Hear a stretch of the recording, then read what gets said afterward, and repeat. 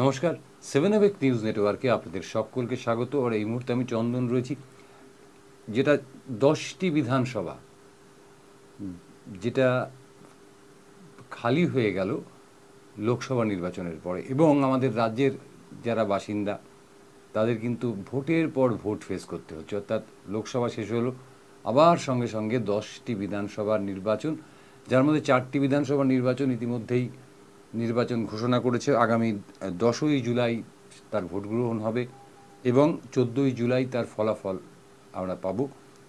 মনোনয়ন জমা নেওয়া কিন্তু শুরু হয়ে গেছে, কিন্তু এখনও পর্যন্ত উল্লেখযোগ্যভাবে তৃণমূল কংগ্রেস 4টি আসন প্রার্থী তাদের ঘোষণা করেছে, কিন্তু অন্য কোনো দল এখনও পর্যন্ত তাদের প্রার্থী তালিকা ঘোষণা করেননি। তৃণমূল কংগ্রেসের প্রার্থী তালিকায় কোনো চমক নেই, একমাত্র বাগদা আসনটি ছাড়া। কারণ রায়গঞ্জের কৃষ্ণ কল্যাণী, রায়গঞ্জের বিধায়ক ছিলেন কৃষ্ণ কল্যাণী, তিনি পদত্যাগ করে দাঁড়িয়েছিলেন লোকসভা নির্বাচনে, হেরে গেছেন। আবারও তিনি রায়গঞ্জ আসনেই তিনি দাঁড়াচ্ছেন, তবে দলটা পরিবর্তন হয়েছে। 2021-এর নির্বাচনে এই কৃষ্ণ কল্যাণী, মানে 2024-এর যে উপনির্বাচন হচ্ছে রায়গঞ্জে, সেই নির্বাচনে তিনি কিন্তু তৃণমূল কংগ্রেস প্রার্থী, এটা মাথায় রাখতে হবে। কিন্তু 2021 সালে তিনি বিজেপি প্রার্থী হিসেবে এই আসন থেকে 21,820 ভোটে জিতেছিলেন।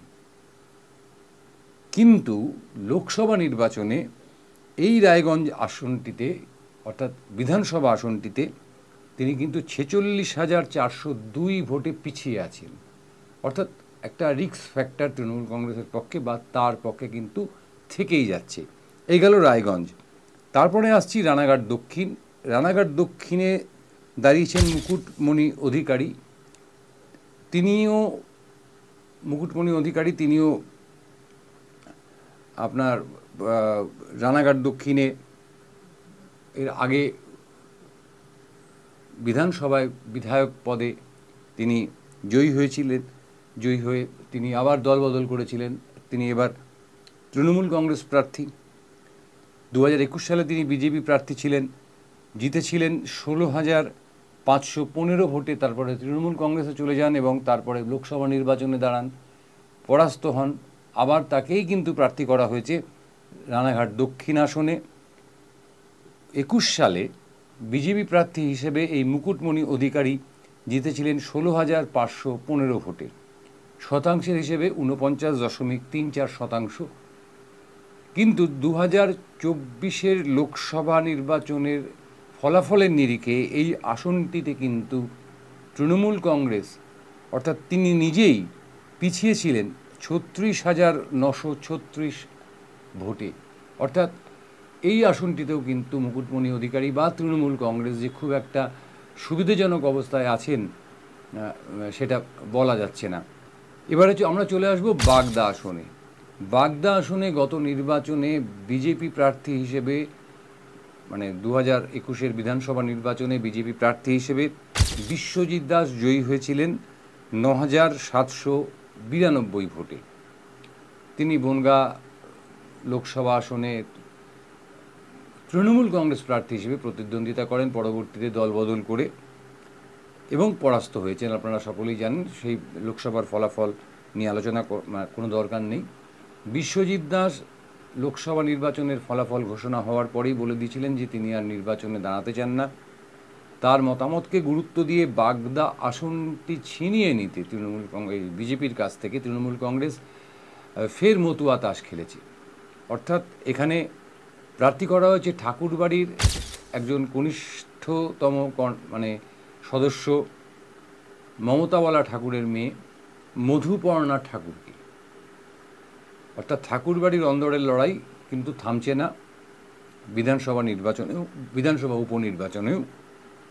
আমি যদি একটু পরিসংখ্যান দিয়ে দেখাই যে বাগদা আসনে বিশ্বজিৎ দাস বিজেপি প্রার্থী হিসেবে জয়ী হয়েছিলেন 9,792 ভোটে। কিন্তু চলতি, অর্থাৎ 2024-এর লোকসভা নির্বাচনের নিরিখে এই বাগদা আসনে বিশ্বজিৎ দাস, লোকসভার প্রার্থী তৃণমূল কংগ্রেস, তিনি পিছিয়ে ছিলেন 20,614 ভোটে। অর্থাৎ এই বাগদা আসনটি প্রার্থী বদল হলেও, অর্থাৎ বাগদা আসনে ঠাকুর বাড়ির ছোট কন্যা মধুপর্ণা ঠাকুর প্রার্থী হলেও তাকে কিন্তু শুরু করতে হবে 20,614 ভোট পিছিয়ে থেকে। অর্থাৎ এই যে প্রথম 3টি আসন আলোচনা করলাম, এই 3টি আসনেই কিন্তু অ্যাডভান্টেজ বিজেপি রয়েছে। এবার যে আসনটি আলোচনা করব সেটা ছোট্ট মানিকতলায় সাধন পাণ্ডে দীর্ঘদিন ধরে জিতে আসছেন তৃণমূল কংগ্রেস প্রার্থী হিসেবে, তার আগে কংগ্রেস প্রার্থী হিসেবে। 2021 সালের নির্বাচনে তিনি জিতেছিলেন 20,238 ভোটে। 22 সালে আকস্মিকভাবেই সাধন পাণ্ডের মৃত্যু ঘটে এবং আসনটি খালি হয়ে যায়। সকলেই ভেবেছিল এবং মোটামুটি একটা প্রচার ছিল যে সাধন পাণ্ডের মেয়ে শ্রেয়া পাণ্ডে আসনটির থেকে লড়বেন, কিন্তু স্বয়ং মমতা ব্যানার্জি তিনি শ্রেয়া পাণ্ডেকে উপেক্ষা করলেন এবং সরাসরি প্রার্থী করলেন তার সহপাঠী শ্রেয়া পাণ্ডের মা সুপ্তি পাণ্ডেকে। এবার মানিকতলা বিধানসভা আসনটি উত্তর কলকাতা লোকসভা আসনের মধ্যে পড়ে। সেই ভিত্তিতে যদি আমরা দেখি একটুখানি, আমরা যে দেখব যে 20,238 ভোটে জয়ী হয়েছিলেন সাধন পাণ্ডে মানিকতলা আসনে, সেই মানিকতলা আসনে কিন্তু তৃণমূলের ভোট অনেকটাই কমে গেছে। 2024 লোকসভা নির্বাচনে এখানে তৃণমূল কংগ্রেস প্রার্থী সুদীপ বন্দ্যোপাধ্যায় বিজয়ী প্রার্থী, তিনি এগিয়েছিলেন মাত্র 3,575 ভোটে।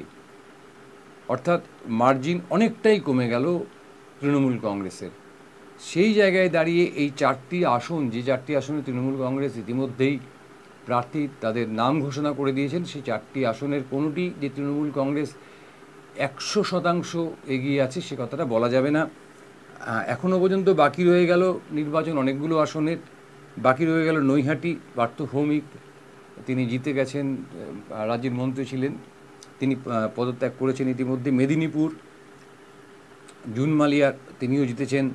মাদারিহাট হাওড়ায় হাজি নুরুল তিনিও জিতেছেন। কোচবিহারের সিতাই জগদীশচন্দ্র বাসুনিয়া তিনি জিতেছেন, ওই আসনটিও খালি হয়েছে। এবং বাঁকুড়া আসনটি খালি হয়েছে অরূপ চক্রবর্তী জয়ী হওয়ায়। সেই ক্ষেত্রে এখনও পর্যন্ত যে 6টি আসন, সেই 6টি আসনের প্রার্থী তালিকা আমাদের কাছে এসে পৌঁছয়নি, বা 10টি আসনের কোনো আসনেই সংযুক্ত মোর্চা বলবো না, বাম কংগ্রেস জোট এবং বিজেপি তাদের প্রার্থী তালিকা ঘোষণা করেনি। শুধু এই 4টি আসন মাত্র, অর্থাৎ রায়গঞ্জ, রানাঘাট দক্ষিণ, মানিকতলা এবং বাগদা আসনে তৃণমূল কংগ্রেসের হয়ে প্রতিদ্বন্দ্বিতা করছেন রায়গঞ্জে কৃষ্ণ কল্যাণী, রানাঘাট দক্ষিণে মুকুটমণি অধিকারী, মানিকতলায় সুপ্তি পাণ্ডে এবং বাগদায় একেবারে নতুন মুখ মধুপর্ণা ঠাকুর। ক্যামেরায় শ্যামল পালের সঙ্গে চন্দন সেনগুপ্ত, 7 অ্যাওয়েক নিউজ। জয় হিন্দ।